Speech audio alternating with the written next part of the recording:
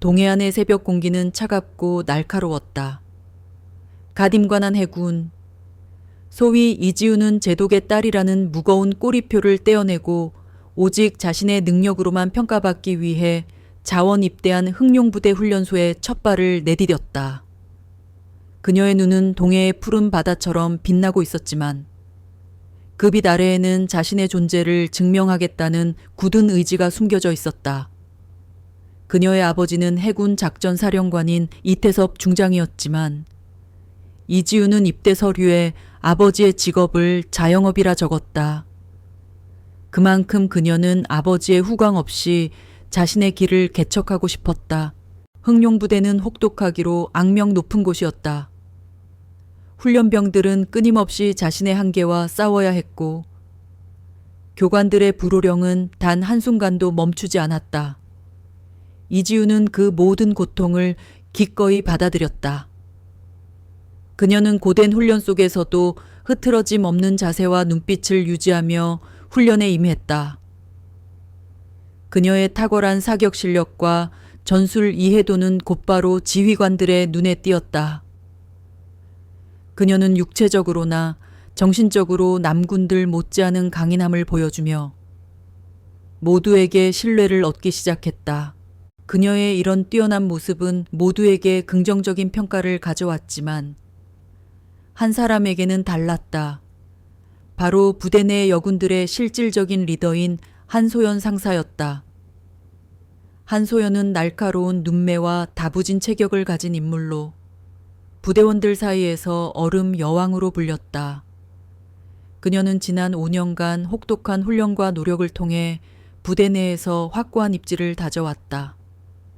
자신보다 뛰어난 사람을 인정하지 않는 극심한 질투심과 열등감을 내면에 숨기고 있었다. 그녀는 갓 들어온 이지훈이 자신보다 훨씬 뛰어난 능력을 보이는 것에 겉으로는 태연한 척했지만 내면에서는 참을 수 없는 분노가 끓어오르고 있었다. 한소연은 처음 며칠 동안 이지훈에게 친절하게 대했다. 부대 생활의 규칙을 알려주고 어려운 점은 없는지 묻기도 했다. 이지훈은 그런 한소연에게 존경심을 느끼며 그녀를 따라 배우고 싶다고 생각했다. 하지만 이지훈이 훈련에서 뛰어난 성과를 보일 때마다 한소연의 표정은 미묘하게 굳어졌다. 함장과 기관장 같은 지휘관들이 이지훈 중위, 아주 물건이야.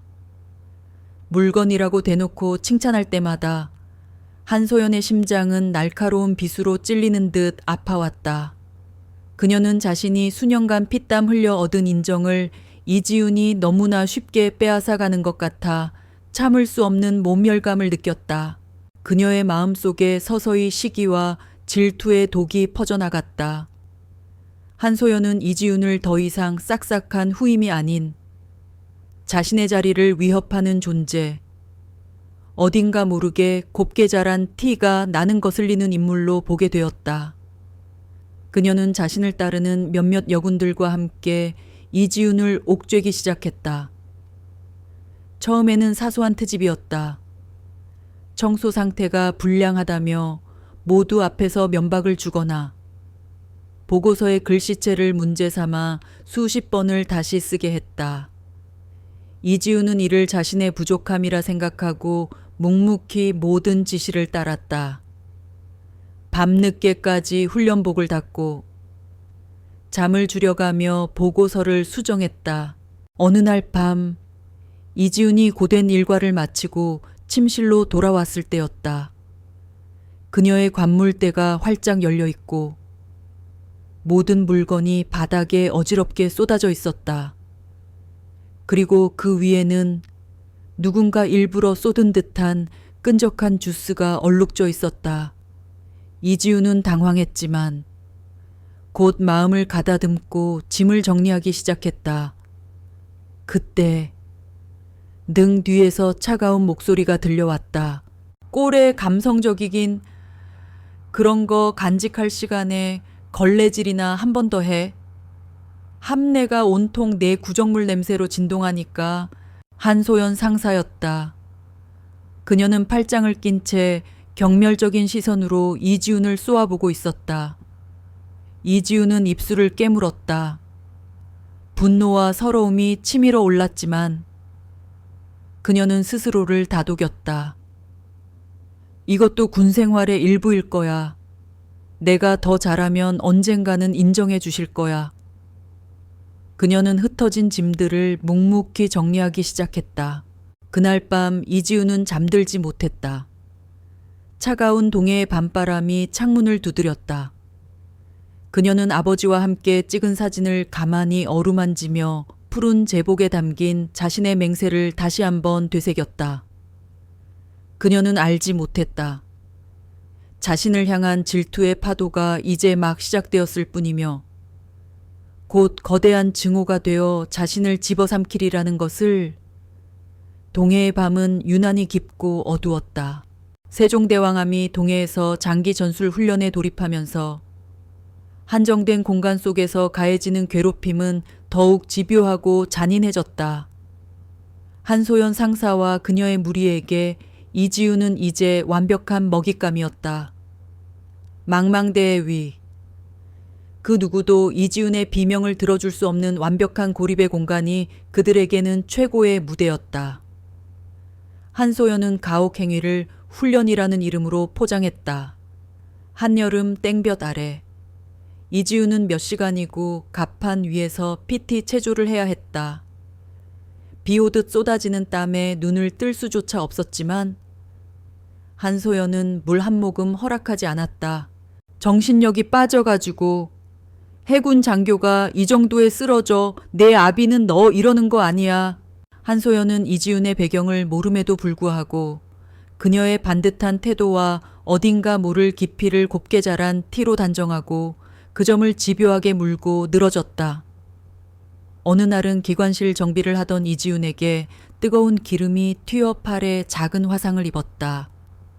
하지만 한소연은 의무실에 보내주기는커녕 오히려 이지훈의 부주의를 탓하며 얼차려를 주었다. 엄살은 그 정도 상처는 침 바르면 낫는 거야. 여군 망신시키지 말고 똑바로 해.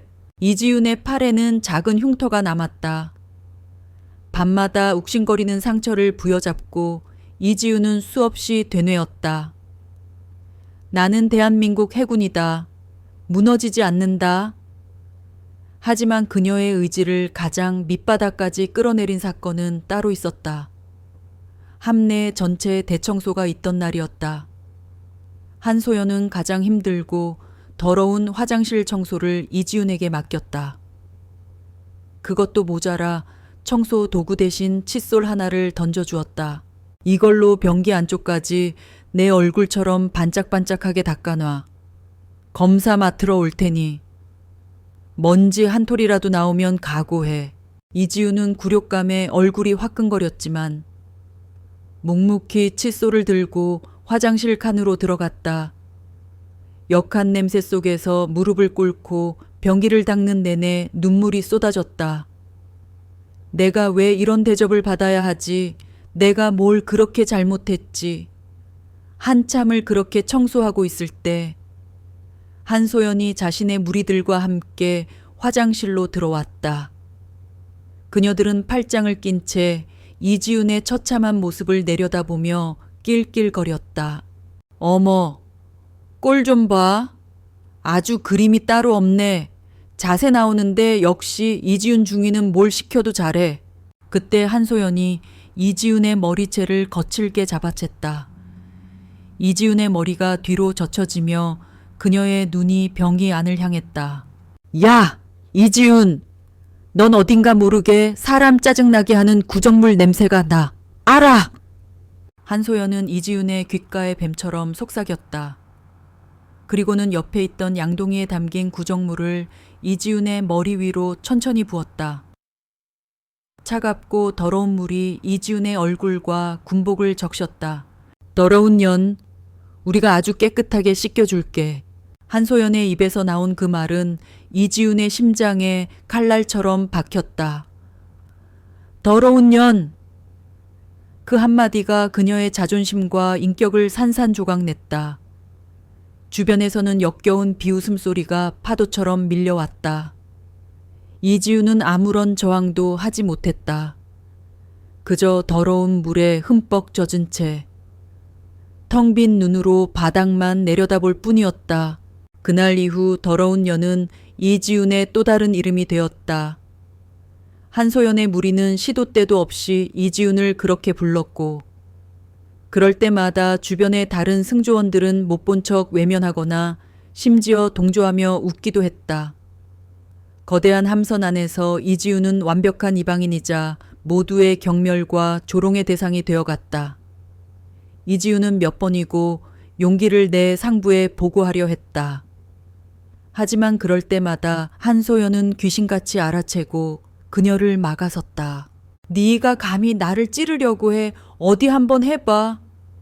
내 군 생활이 어떻게 끝나는지 내가 똑똑히 보여줄 테니까 너 같은 년 하나 사회에 매장하는 거 일도 아니야.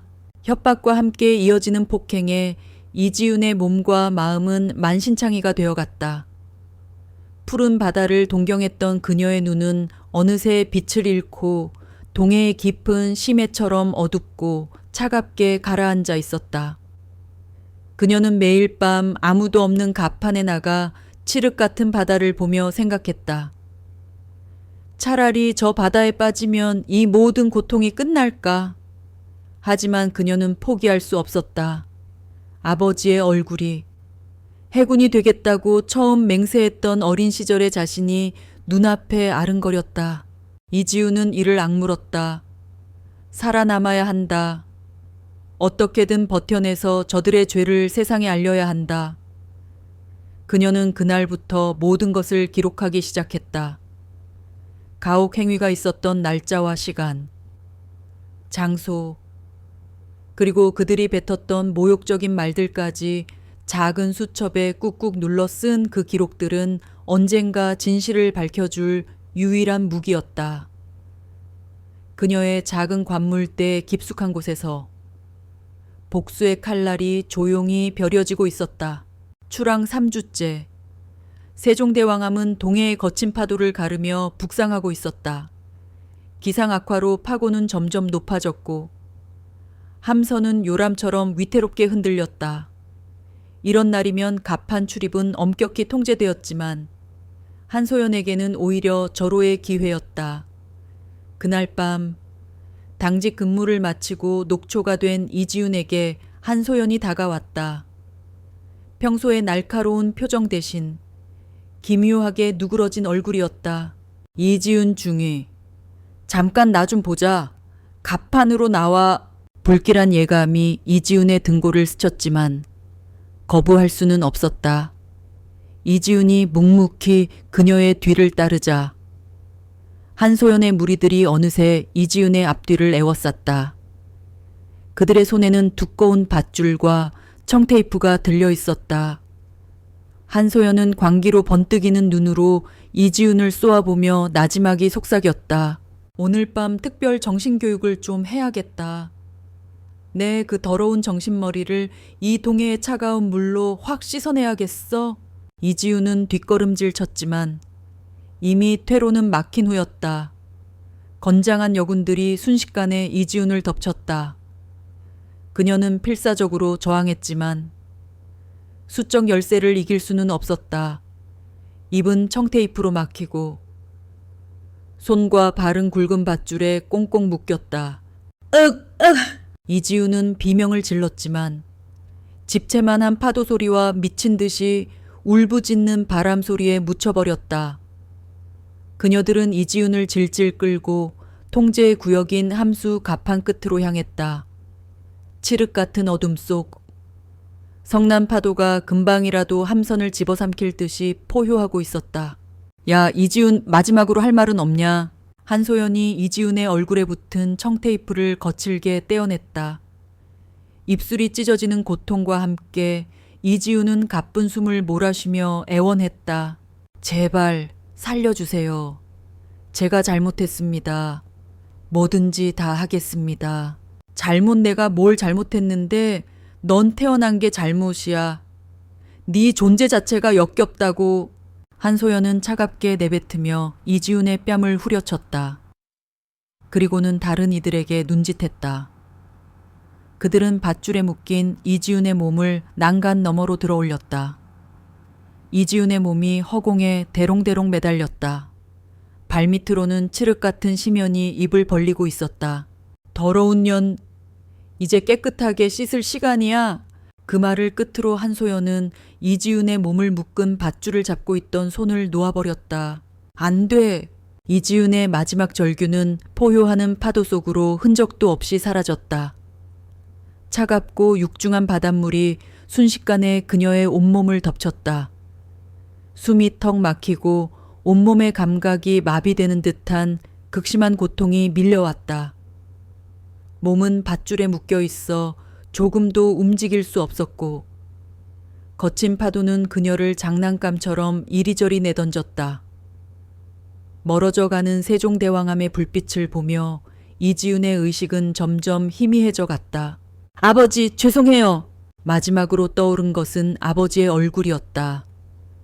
자신을 얼마나 자랑스러워했던가. 그런 아버지에게 불효를 저지르고 이렇게 허무하게 죽는구나. 억울함과 슬픔의 눈물이 쏟아졌지만 그 눈물은 이미 거대한 동해의 일부가 되어버렸다. 그렇게 이지훈의 의식이 심연 속으로 완전히 가라앉으려던 바로 그 순간이었다. 어둠 속에서 희미한 빛이 깜빡이는 것이 보였다. 처음에는 죽기 직전에 보는 환상이라고 생각했다. 하지만 빛은 점점 더 선명해졌다. 그것은 그곳에서 조업 중이던 작은 오징어잡이 배의 집어등이었다. 배에 타고 있던 늙은 선장의 눈에 파도 사이로 무언가 떠오르는 것이 우연히 포착되었다. 처음에는 부유물인 줄 알았지만 직감적으로 무언가 이상함을 느낀 선장은 배의 방향을 그쪽으로 돌렸다. 저거 사람 아니요. 선장의 외침에 다른 선원들이 달려나왔다. 그들의 눈에 들어온 것은 밧줄에 묶인 채 의식을 잃고 표류하는 해군 군복 차림의 여성이었다. 빨리! 빨리 건져 올려! 선원들은 황급히 이지훈을 배 위로 끌어올렸다. 이미 숨은 멎어 있었고 차갑게 식은 몸은 미동조차 없었다. 하지만 늙은 선장은 포기하지 않았다. 그는 수십 년간 바다에서 익힌 경험으로 쉼없이 심폐소생술을 실시했다. 한편 세종대왕함에서는 한소연이 함장에게 보고하고 있었다. 이지훈 중위가 함내 생활에 적응하지 못해 스스로 목숨을 끊은 것 같습니다. 유서로 추정되는 메모가 발견되었습니다. 그녀가 내민 것은 미리 위조해둔 가짜 유서였다. 모든 것이 그녀의 계획대로 완벽하게 흘러가고 있었다. 그녀는 이제 곧 성가신 존재가 사라진 평온한 일상으로 돌아갈 수 있으리라 생각하며 속으로 비웃었다. 하지만 그녀는 몰랐다. 그녀가 바다에 던져버린 진실이 동해의 작은 어선 위에서 기적적으로 다시 숨을 쉬기 시작했다는 것을, 그리고 그 기적은 곧 거대한 폭풍이 되어 그녀의 추악한 위선과 범죄를 남김없이 쓸어버릴 것이라는 사실을. 커헉헉. 늙은 선장의 끈질긴 노력 끝에 이지훈은 기적적으로 한 줌의 바닷물을 토해내며 희미한 숨을 되찾았다. 그녀의 눈이 힘겹게 떠졌다. 눈앞에는 낯선 어부들의 걱정스러운 얼굴과 여전히 폭풍우가 몰아치는 동해의 밤하늘이 펼쳐져 있었다. 살아남았다. 지옥 같은 심연 속에서 그녀는 살아 돌아왔다. 그리고 그 생존은 이제 막 시작될 거대한 복수의 서막이었다. 속초의 한 종합병원 응급실은 폭풍우를 뚫고 실려온 환자들로 아수라장이었다. 그 한가운데 해군 전투복을 입은 채 사경을 헤매는 이지훈이 있었다. 저천증과 과다한 염수 흡입으로 인한 폐부종, 밧줄에 쓸려 살점이 뜯겨나간 손목과 발목. 그녀의 몸은 그날 밤 동해의 잔혹함을 고스란히 새기고 있었다. 의료진의 필사적인 사투 끝에 이지훈은 간신히 생명의 끈을 붙잡았다. 중환자실로 옮겨진 그녀는 며칠 밤낮으로 악몽에 시달렸다. 자신을 집어삼키려던 칠흑 같은 파도와 더러운 년이라며 비웃던 한소연의 얼굴이 교차하며 나타나 그녀의 잠을 물어뜯었다. 때로는 발작적으로 몸을 떨었고 의미를 알 수 없는 비명을 지르다 깨어나기도 했다. 그녀의 영혼은 여전히 차가운 심해에 갇혀 있었다. 병원에서는 신원 확인 후 서류에 적힌 비상 연락처로 전화를 걸었다. 이태섭. 자영업 전화를 받은 것은 이태섭 중장의 부관이었지만 그는 수화기 너머로 들려오는 딸의 이름과 사고 소식의 순간 세상이 멈추는 것을 느꼈다. 몇 시간 후 병원 복도에 육중한 정적이 흘렀다. 요란한 경호나 수행원도 없이 낡은 민간인용 점퍼 차림의 한 중년 남자가 중환자실을 향해 걸어오고 있었다. 바로 이태섭 중장이었다. 그의 얼굴에서는 전장을 호령하던 제독의 위험을 찾아볼 수 없었다. 오직 딸의 안위만을 걱정하는 평범하고 지친 아버지의 얼굴이 있을 뿐이었다. 유리창 너머 온갖 의료기기에 둘러싸여 가쁜 숨을 몰아쉬는 딸의 모습을 본 순간 이태섭의 무릎이 허물어지듯 꺾였다. 해군에 입대하겠다는 딸을 대견해야 하면서도 행여나 험한 일을 겪을까 노심초사했던 지난 날들이 스쳐 지나갔다. 그는 조용히 주먹을 쥐었다. 손톱이 손바닥을 파고드는 고통이 느껴졌지만 딸이 겪었을 고통에 비하면 아무것도 아니었다. 그의 눈에서 조용히 그러나 뜨거운 눈물이 흘러내렸다. 대한민국 바다를 지키는 전설의 제독이 그 바다에 딸을 잃을 뻔했다는 사실에 온몸에 피가 역류하는 듯했다. 이지훈이 의식을 되찾고 일반 병실로 옮겨진 것은 그로부터 사흘 뒤였다. 며칠 만에 수십 년은 늙어버린 아버지의 얼굴을 본 그녀는 참았던 울음을 터뜨렸다. 아버지는 아무 말 없이 딸의 앙상한 손을 잡아줄 뿐이었다. 어느 정도 기력을 회복한 이지훈은 떨리는 목소리로 그동안 있었던 모든 일을 털어놓았다. 한소연과의 첫 만남부터 시작된 교묘한 괴롭힘, 훈련이라는 이름으로 자행된 구타와 가혹 행위, 그리고 더러운 년 씻겨줄게라며 자신의 머리에 구정물을 부었던 그날의 치욕까지, 마지막으로 자신을 밧줄로 묶어 동해에 던져버렸던 그 밤의 일을 이야기할 때는 공포로 온몸을 떨었다.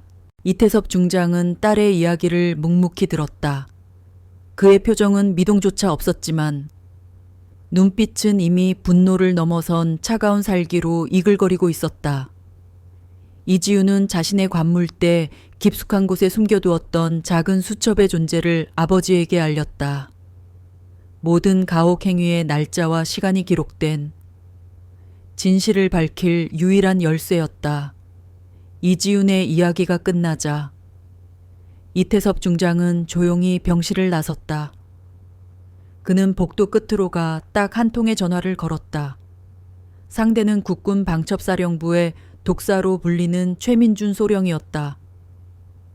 과거 이태섭 중장이 해군본부 정보작전 참모장으로 재직하던 시절 그의 비범한 수사 능력을 알아보고 직접 발탁했던 인재였다.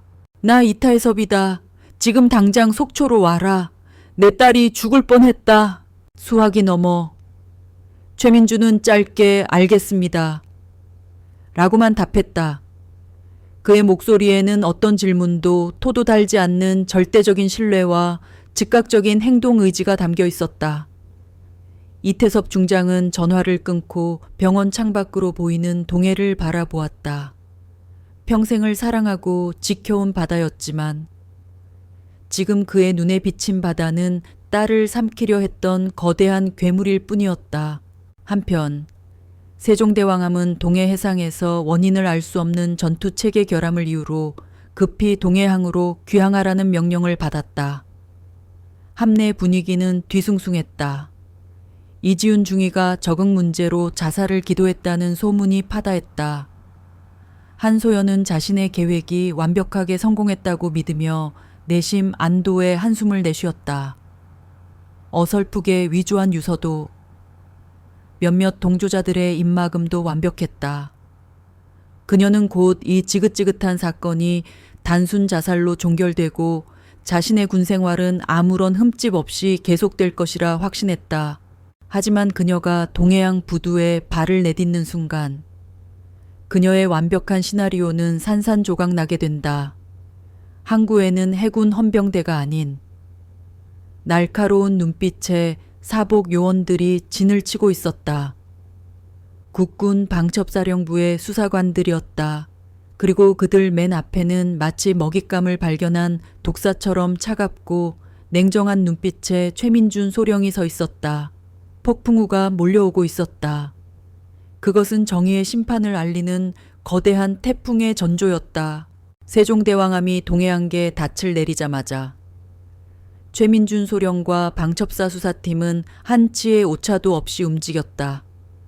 그들은 함선에 오르자마자 모든 승조원의 하선을 금지시키고 현장 보존 명령을 내렸다. 해군 지휘 계통을 모두 무시한 방첩사령관 직속의 명령이었다. 함장조차 이들의 갑작스러운 등장에 당혹감을 감추지 못했다. 지금부터 세종대왕함은 군사범죄 현장으로 간주, 모든 통신과 이동을 통제한다. 전원 수사에 협조하기 바란다. 최민준의 얼음장 같은 목소리가 함내 방송으로 울려 퍼졌다. 승조원들은 순식간에 공포에 휩싸였다. 한소연은 심장이 덜컥 내려앉았지만 애써 태연한 척했다. 단순 자살 미수 사건에 방첩사가 나설 리 없어. 뭔가 다른 일이 있는 걸 거야. 최민준의 첫 번째 목표는 명확했다. 그는 수사관 2명과 함께 곧장 여군 침실로 향해 이지훈의 관물대를 확보했다. 자물쇠를 절단기로 끊어내고 내부를 살피던 그의 눈에 매트리스 아래 깊숙이 숨겨진 작은 수첩이 들어왔다. 최민준은 수첩을 펼쳐보았다. 그 안에는 날짜와 시간대별로 한소연 일당이 저지른 모든 가혹 행위와 폭언이 빽빽하게 기록되어 있었다. 마지막 장은 동해에 던져지기 바로 전날에 멈춰 있었다. 빙고! 최민준의 입가에 희미한 미소가 걸렸다. 이것은 단순한 증거가 아니었다. 피해자가 목숨을 걸고 남긴 투쟁의 기록이자 앞으로 시작될 사냥의 완벽한 로드맵이었다. 곧이어 함내 회의실과 빈 객실들은 임시 신문실로 바뀌었다. 최민준은 용해선상에 오른 한소영과 그녀의 추종자 2명, 그리고 사건을 방관하거나 동조했던 수십 명의 승조원들을 철저하게 분리시켰다. 그의 수사 방식은 치밀하고 잔혹했다. 그는 가장 심지가 약해 보이는 주변 인물들부터 공략하기 시작했다. 이지훈 중위가 화장실에서 구정물을 뒤집었었을 때 넌 웃고 있었지. 왜 웃었나? 저는 그냥 분위기가 그래서 분위기 사람의 인격이 박살 나는 걸 보면서 웃음이 나오던가. 당신은 공범이야. 가혹행위 방조 및 동조. 최소 징역 3년 감이다. 하지만 지금이라도 사실대로 말하면 정상 참작의 기회를 주지. 최민준은 교묘하게 죄책감을 자극하고 처벌에 대한 공포심을 극대화했다. 그의 심리전에 말려든 승조원들은 하나둘씩 무너지기 시작했다. 한소연 상사가 시켰습니다. 저는 말리고 싶었지만 무서워서 그들이 이지훈 중위를 더러운 년이라고 부르는 것을 들었습니다. 증언들이 쏟아져 나왔다. 다음은 한소연의 핵심 공범 2명이었다. 최민준은 그들을 각각 다른 방에서 동시에 신문했다. 그는 한 명에게 다른 한 명이 모든 것을 자백했다며 위조된 진술서를 보여주었다. 내 동료는 이미 다 불었어. 자기 혼자 살겠다고 너한테 모든 죄를 뒤집어 씌우고 있더군. 주범은 너고 자기는 그냥 옆에서 거들었을 뿐이라고. 이대로 가면 너 혼자 10년 이상 감방에서 썩게 될 거다. 거짓과 진실을 교묘하게 섞은 최민준의 압박에 결국 공범 중 한 명이었던 하 중사가 울음을 터뜨리며 모든 것을 자백했다. 그녀는 한소연의 주도해 어떻게 이지훈을 괴롭혔는지, 그리고 마지막 날 밤 어떻게 밧줄로 묶어 바다에 던졌는지 상세하게 진술했다. 마지막으로 남은 것은 주범 한소연이었다. 그녀는 신문실에 들어와서도 여전히 뻔뻔하고 당당했다. 이지훈 중위는 원래부터 정신적으로 문제가 많은 애였습니다. 제가 엄하게 대한 건 사실이지만 다 후임을 위한 교육 차원이었습니다. 자살 소동은 자신의 나약함을 감추려는 쇼에 불과합니다. 최민주는 아무 말 없이 그녀가 내뱉는 거짓말들을 들으며 서류를 검토할 뿐이었다. 한소연의 오만함이 극에 달했을 때 최민주는 조용히 녹음기 하나를 테이블 위에 올려놓았다. 이건 내 공범하 중사의 진술 녹음 파일이다. 들어볼 텐가. 한소연의 얼굴이 순간 굳어졌다. 최민주는 멈추지 않고 다른 증거들을 하나씩 꺼내 보였다. 수십 명의 동료들이 서명한 진술서, 그리고 이지훈의 피 묻은 수첩. 이 수첩에는 네가 저지른 모든 범죄가 날짜별로 기록되어 있다군. 아주 꼼꼼하게 말이야. 더러운 년, 씻겨줄게. 이런 말까지 그대로 적혀 있어. 이제 내가 할 말은 딱 하나뿐인 것 같은데. 한소연은 여전히 입술을 깨물며 버텼다. 그녀는 증거가 명백해도 윗선에 연줄이 있는 자신이 어떻게든 빠져나갈 수 있으리라 믿었다. 그때 이태섭 중장은 또 다른 움직임을 시작했다. 그는 해군 법무실에 얼음 마녀로 불리는 김지혜 대위에게 연락했다. 해군사관학교 수석 졸업의 최연소 군법무관 임용 기록을 가진 타협을 모르는 원칙주의자였다. 김 대위, 내 딸의 사건을 맡아주게. 가해자들에게 법이 허용하는 가장 무거운 처벌을 내리게 만들고 싶네. 자네라면 할 수 있겠지. 김지혜 대위는 이태섭 중장의 목소리에 담긴 비통함과 분노를 읽었다. 그녀는 짧게 답했다. 제동님, 제 모든 것을 걸고 그 쓰레기들을 군복 벗겨 법정에 세우겠습니다. 아니, 사람으로서 다시는 사회에 발붙이지 못하게 만들겠습니다. 이제 사냥의 덫은 거의 완성되었다. 방첩사의 날카로운 창과 법무실의 단단한 방패가 한소연의 숨통을 조여오고 있었다. 그녀는 자신이 건드린 상대가 누구인지, 그리고 그 뒤에 얼마나 무서운 힘이 움직이고 있는지 전혀 깨닫지 못한 채 마지막 발악을 준비하고 있었다.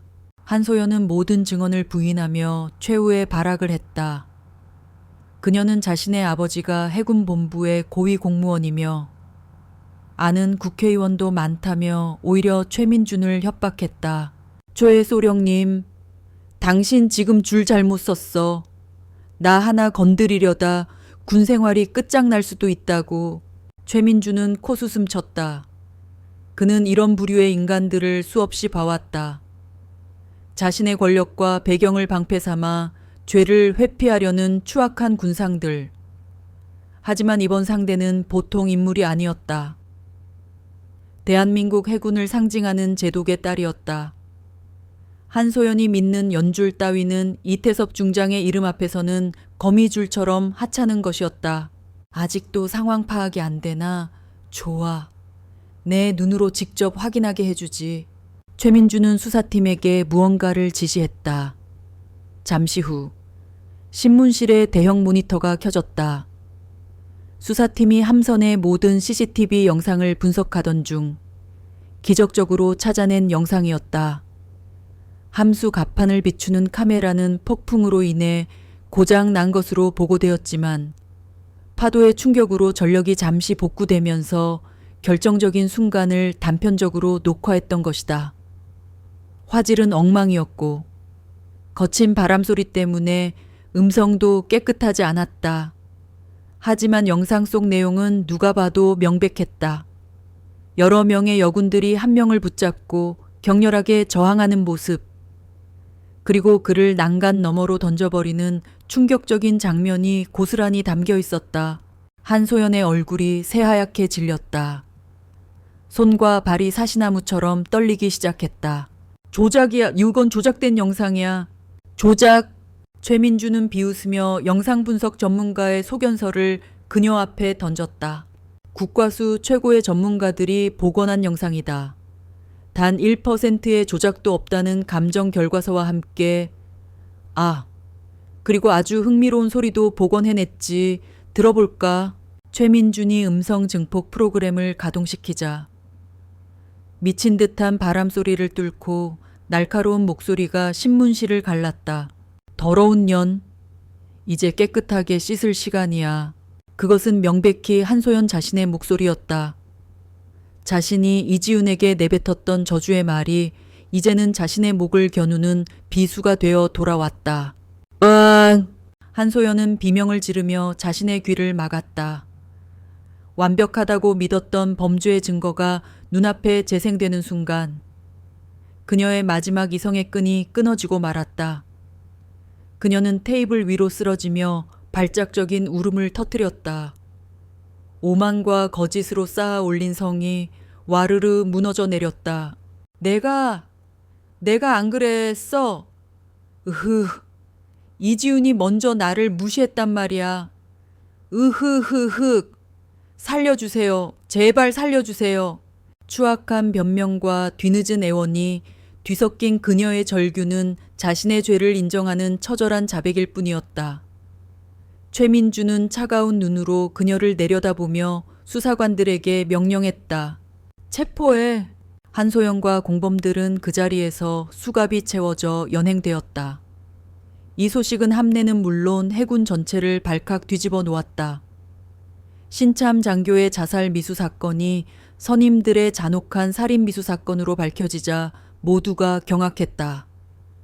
사건을 축소하려 했던 함선의 간부들 역시 줄줄이 직위 해제되어 조사를 받게 되었다. 병원에서 뉴스를 통해 이 소식을 접한 이지훈은 조용히 눈물을 흘렸다. 그것은 기쁨의 눈물이라기보다는 지옥 같았던 시간을 견뎌낸 자신에 대한 연민과 이제야 진실이 밝혀지기 시작했다는 안도감이 뒤섞인 눈물이었다. 그녀의 곁을 지키던 이태섭 중장이 딸의 어깨를 가만히 감싸 안았다. 지훈아, 아직 끝난 게 아니다. 이제 시작이야. 저들을 법정에 세워 정당한 죗값을 치르게 해야지. 너는 증인으로 당당히 서야 한다. 할 수 있겠니? 이지훈은 눈물을 닦고 아버지를 바라보았다. 그녀의 눈은 더 이상 공포와 절망으로 흔들리지 않았다. 차가운 분노와 단단한 결의가 그 자리를 채우고 있었다. 그녀는 더 이상 나약한 피해자가 아니었다. 거친 파도와 싸워 이기고 돌아온 강인한 생존자였다. 내 아버지 할 수 있어요. 아니, 반드시 해낼 거예요. 제복의 명예를 더럽힌 저들을 제 손으로 심판받게 만들겠습니다. 그녀의 목소리에는 해군 제독인 아버지의 강철 같은 의지가 그대로 담겨 있었다. 이제 전쟁의 서막이 올랐다. 법정이라는 또 다른 전장에서 진실과 거짓의 마지막 전투가 벌어지게 될 것이었다. 이지훈은 그 전투의 가장 중요한 증인이자 가장 강력한 무기였다. 군사법정의 공기는 무겁고 차가웠다. 피고인석에 앉은 한소연은 여전히 오만함을 버리지 못하고 있었다. 그녀의 변호인은 군 고위 간부 출신으로 사건을 단순한 군기 문란과 후임 괴롭힘으로 축소시키려 안간힘을 쓰고 있었다. 증언대에는 이지훈을 모욕하고 괴롭히는 데 동조했던 동료들이 줄줄이 나와 고개를 숙이며 자신의 죄를 시인했다. 하지만 한소연은 그 모든 것을 애써 무시하며 증언대에서 일어날 이지훈을 기다리고 있었다. 그녀는 마지막 순간에 이지훈이 증언을 번복하거나 정신적으로 나약한 모습을 보여준다면 상황을 뒤집을 수 있으리라 믿고 있었다. 피해자 이지훈 중위 증언대에 서주십시오. 재판장의 엄숙한 목소리에 이지훈이 천천히 증언대로 걸어 나왔다. 모두의 시선이 그녀에게로 향했다. 며칠 전까지만 해도 사경을 헤매던 모습은 온데간데 없었다. 그녀는 푸른 제복을 단정하게 차려입고 등 뒤로 곧게 뻗은 허리는 흔들림이 없었다. 그녀의 눈은 과거의 공포에 사로잡힌 피해자의 눈이 아니었다. 차갑지만 흔들림 없는 진실을 향한 단단한 의지가 담겨 있었다. 본인의 이름과 계급, 소속을 밝히십시오. 해군 중위 이지훈, 흑룡부대 소속입니다. 그녀의 목소리는 법정 전체에 또렷하게 울려 퍼졌다. 김지혜 대위는 이지훈의 증언을 시작하기 전 먼저 사건의 경위를 명확히 했다. 증인, 2025년 8월 19일 공치경 동해 해상에서 일어난 피고인 한소연 상사의 살인미수 사건에 대해 증언해 주시겠습니까? 네. 그 한마디에 법정은 술렁였다. 살인미수라는 단어의 무게 때문이었다. 한소연의 변호인은 즉각 반발하며 자리에서 일어났다. 재판장님, 검찰 측은 사건을 지나치게 과장하고 있습니다. 피고인은 피해자를 살해할 의도가 없었고 당시 상황은 단순한 사고였습니다. 피해자 또한 스스로의 나약함을 감추기 위해 사건을 부풀리고 있습니다. 그의 목소리가 커지자 이지훈은 잠시 눈을 감았다. 그녀의 뇌리에는 한소연이 뱉었던 더러운 년, 이제 깨끗하게 씻을 시간이야 라는 말이 생생하게 스쳐 지나갔다. 증인은 피고인의 변호인이 자신을 나약한 존재라 표현한 것에 대해 어떻게 생각하십니까? 김지혜 대위의 날카로운 질문에 이지훈은 다시 눈을 떴다. 그녀는 증언대 손잡이를 움켜쥐며 단호하게 대답했다. 저는 나약하지 않았습니다. 단지 저들의 잔혹함을 믿고 싶지 않았을 뿐입니다. 그들의 폭력은 제 몸과 마음을 갉아먹었지만 저는 끝까지 해군으로서의 자부심을 버리지 않았습니다. 단지 그들은 저의 정신을 짓밟고 모욕하고 끝내 제 목숨까지 앗아가려 했을 뿐입니다. 그녀의 목소리는 떨리지 않았다. 오히려 단단하고 힘이 넘쳤다. 법정 안에 있던 모든 이들이 그녀의 증언에 숨을 죽였다. 한소연의 변호인은 당황했다. 나약하고 울기만 할 것이라 예상했던 피해자가 이토록 당당하게 자신의 고통을 이야기하리라고는 생각지도 못했다. 그는 헛기침을 하며 다음 질문을 던졌다. 증인, 당신은 사건 당일 스스로 목숨을 끊으려 했다는 유서를 남기지 않았습니까? 변호인의 질문에 한소연의 얼굴에 희미한 미소가 번졌다. 하지만 이지훈은 그 미소를 똑바로 마주보며 대답했다. 아니요, 저는 단 한 번도 그런 유서를 쓴 적이 없습니다. 제 군 생활을 포기하고 싶을 만큼 절망스러웠던 것은 사실이지만 저는 스스로 목숨을 끊을 만큼 나약하지 않습니다. 제가 남긴 것은 유서가 아닌 피고인들이 저지른 모든 범죄 행위가 꼼꼼하게 기록된 수첩입니다. 그 수첩이 제 목숨과도 같았기 때문입니다. 이지훈의 증언은 법정 전체를 압도했다.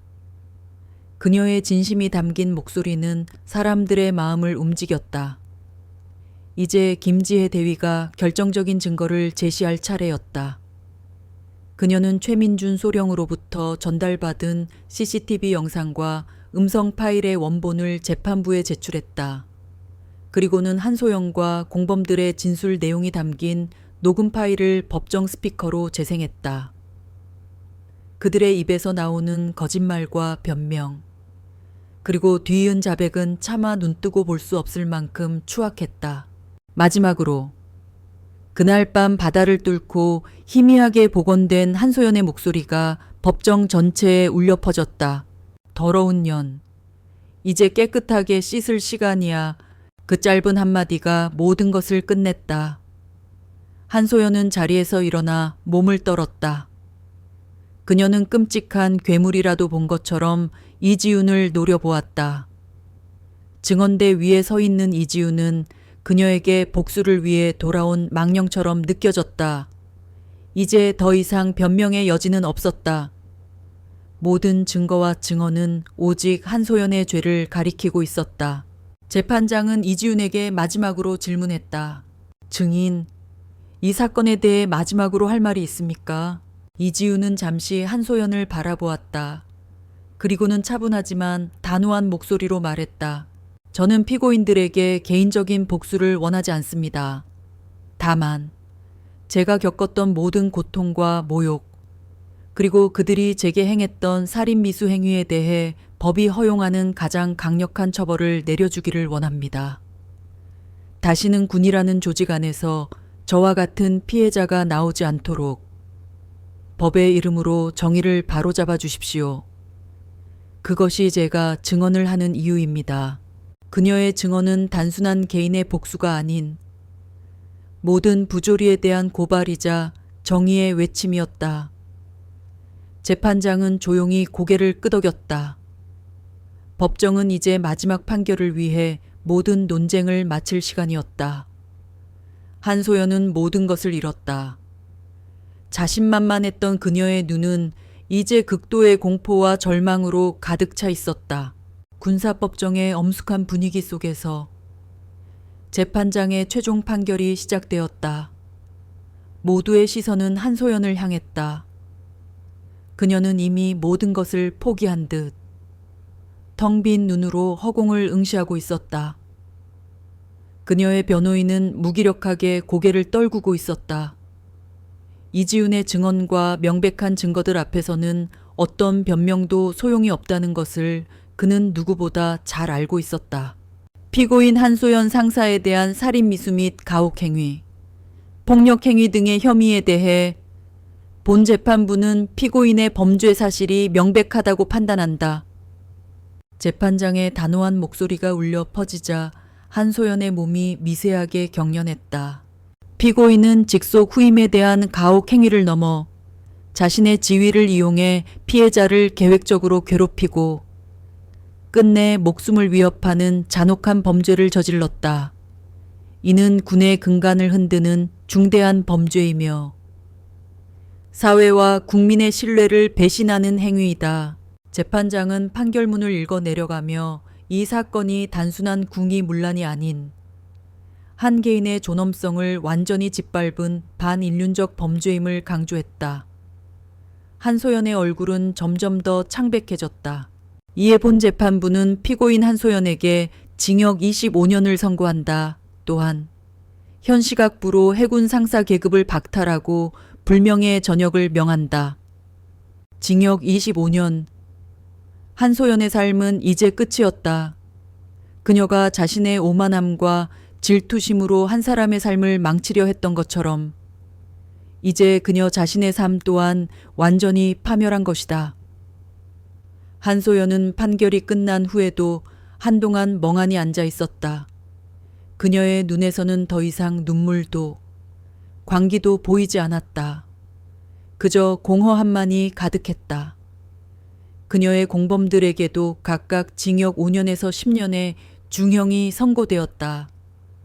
그들은 모두 그 자리에서 불명예 전역 처분을 받았다. 판결이 끝난 후 이지훈은 조용히 법정을 나왔다. 그녀의 뒤를 이태섭 중장이 말없이 따라 걸었다. 승리의 기쁨은 없었다. 다만 가슴을 짓눌렀던 무거운 돌덩이가 사라진 듯한 가벼움과 함께 여전히 풀리지 않은 복잡한 감정만이 남아 있었다. 괜찮니? 이태섭 중장이 조심스럽게 물었다. 이지훈은 고개를 끄덕였다. 애네 아버지 괜찮아요. 그녀는 괜찮다고 대답했지만 아버지의 눈에는 아직도 아물지 않은 딸의 상처가 보였다. 그날 밤 이태섭은 이지훈에게 아무 말도 하지 않고 따뜻한 저녁 식사를 차려주었다.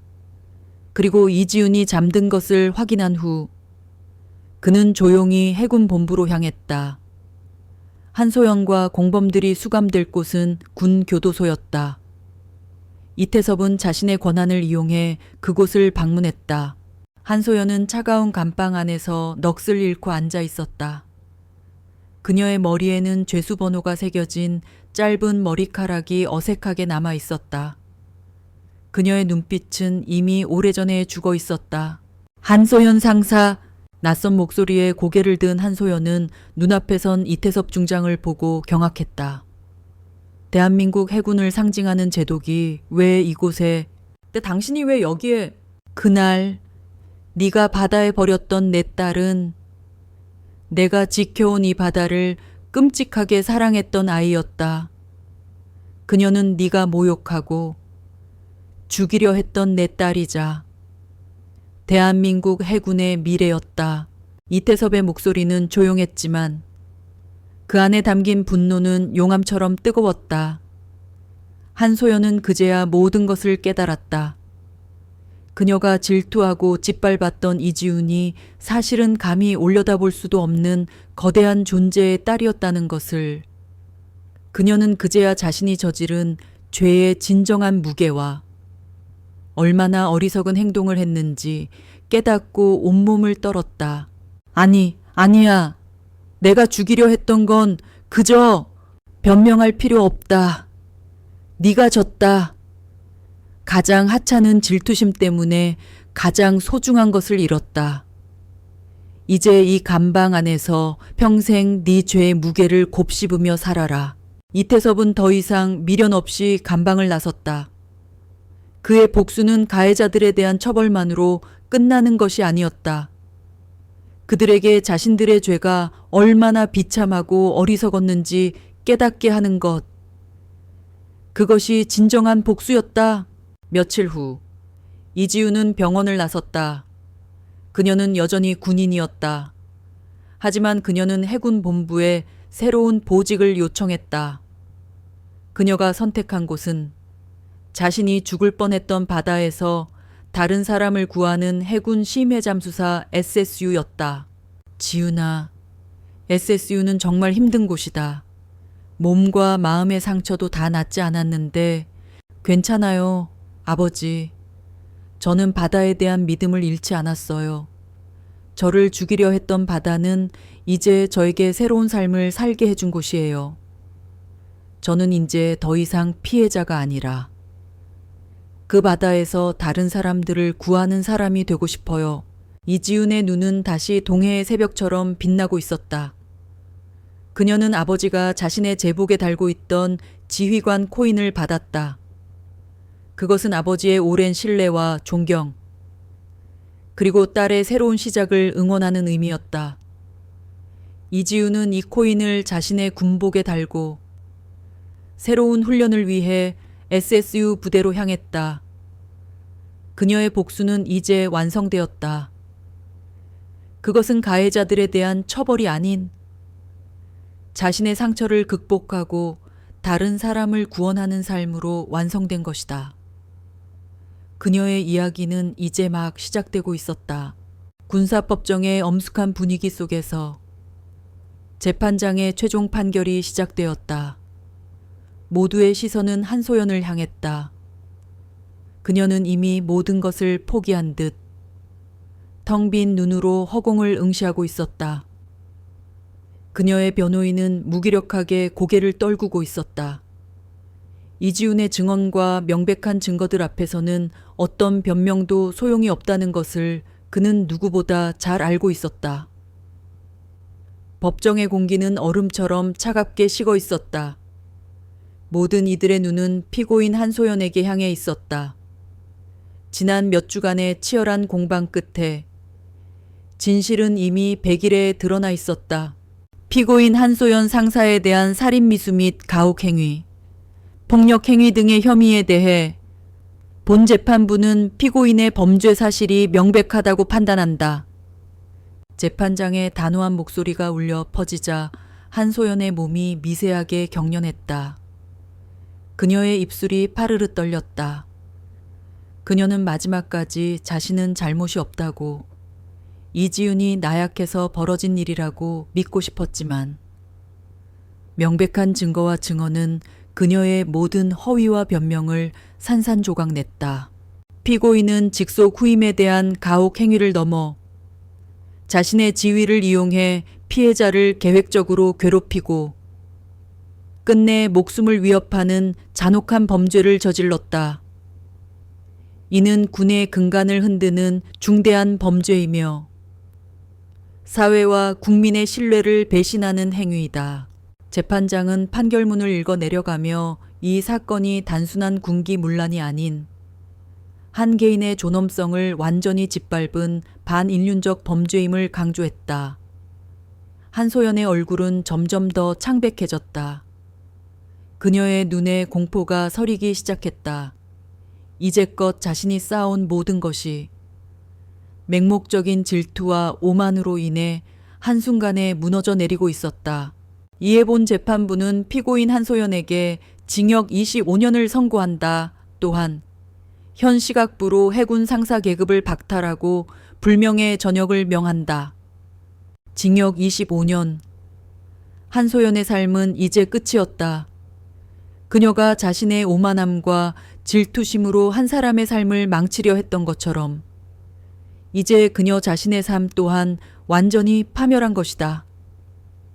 그녀는 판결이 끝난 후에도 한동안 멍하니 앉아 있었다. 그녀의 눈에서는 더 이상 눈물도 광기도 보이지 않았다. 그저 공허함만이 가득했다. 그녀의 공범들에게도 각각 징역 5년에서 10년의 중형이 선고되었다. 그들은 모두 그 자리에서 불명예 전역 처분을 받았다. 군인으로서의 모든 명예와 삶이 한순간에 사라지는 순간이었다. 판결이 끝난 후 이지우는 조용히 법정을 나왔다. 그녀의 뒤를 이태섭 중장이 말없이 따라 걸었다. 승리의 기쁨은 없었다. 다만 가슴을 짓눌렀던 무거운 돌덩이가 사라진 듯한 가벼움과 함께 여전히 풀리지 않은 복잡한 감정만이 남아 있었다. 그녀는 한소연을 용서할 수도 용서하지 않을 수도 없었다. 그저 모든 것이 끝났다는 사실에 안도할 뿐이었다. 이태섭 중장은 딸의 어깨에 손을 올렸다. 며칠 전까지만 해도 딸의 어깨는 가늘고 힘이 없었지만 이제는 놀랄 만큼 단단해져 있었다. 그는 딸의 얼굴을 바라보았다. 이지훈의 눈빛은 더 이상 공포와 절망으로 흔들리지 않았다. 차가운 분노와 단단한 결의가 그 자리를 채우고 있었다. 그녀는 더 이상 나약한 피해자가 아니었다. 거친 파도와 싸워 이기고 돌아온 강인한 생존자였다. 지훈아, 수고했다. 이제 마음 편히 쉬어라. 이태섭의 목소리는 조용했지만 그 안에는 딸에 대한 무한한 사랑과 자부심이 담겨 있었다. 그날 밤 이태윤은 이지훈에게 아무 말도 하지 않고 따뜻한 저녁 식사를 차려주었다. 그리고 이지훈이 잠든 것을 확인한 후 그는 조용히 해군 본부로 향했다. 한소연과 공범들이 수감될 곳은 군 교도소였다. 이태섭은 자신의 권한을 이용해 그곳을 방문했다. 한소연은 차가운 감방 안에서 넋을 잃고 앉아 있었다. 그녀의 머리에는 죄수번호가 새겨진 짧은 머리카락이 어색하게 남아 있었다. 그녀의 눈빛은 이미 오래전에 죽어 있었다. 한소연 상사. 낯선 목소리에 고개를 든 한소연은 눈앞에 선 이태섭 중장을 보고 경악했다. 대한민국 해군을 상징하는 제독이 왜 이곳에 그녀는 마치 자신이 악몽을 꾸고 있는 듯한 착각에 빠졌다. 당신이 왜 여기에... 그날 네가 바다에 버렸던 내 딸은 내가 평생을 지켜온 이 바다를 끔찍하게 사랑했던 아이였다. 그녀는 네가 모욕하고 죽이려 했던 내 딸이자 대한민국 해군의 미래였다. 이태섭의 목소리는 조용했지만 그 안에 담긴 분노는 용암처럼 뜨거웠다. 한소연은 그제야 모든 것을 깨달았다. 자신이 질투하고 짓밟았던 이지훈이 사실은 감히 올려다볼 수도 없는 거대한 존재의 딸이었다는 것을, 그녀는 그제야 자신이 저지른 죄의 진정한 무게와 얼마나 어리석은 행동을 했는지 깨닫고 온몸을 떨었다. 그녀는 결국 무릎을 꿇었다. 그녀의 눈에서는 뒤늦은 후회의 눈물이 흘러내렸다. 아니야. 내가 죽이려 했던 건 그저 변명할 필요 없다. 네가 졌다.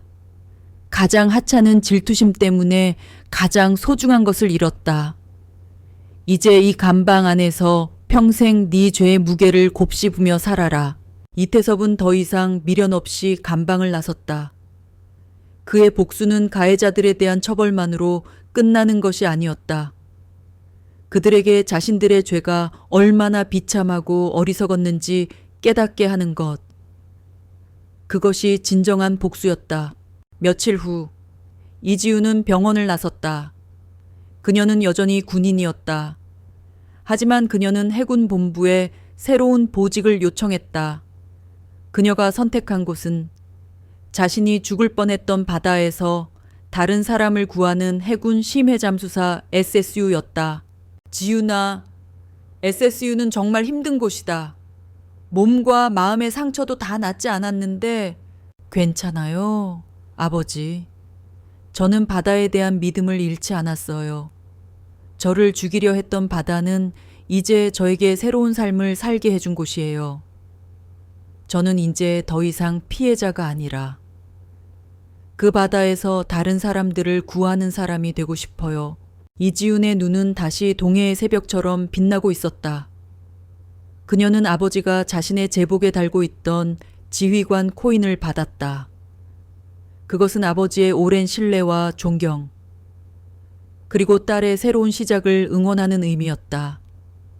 이지훈은 이 코인을 자신의 군복에 달고 새로운 훈련을 위해 SSU 부대로 향했다. 그녀의 복수는 이제 완성되었다.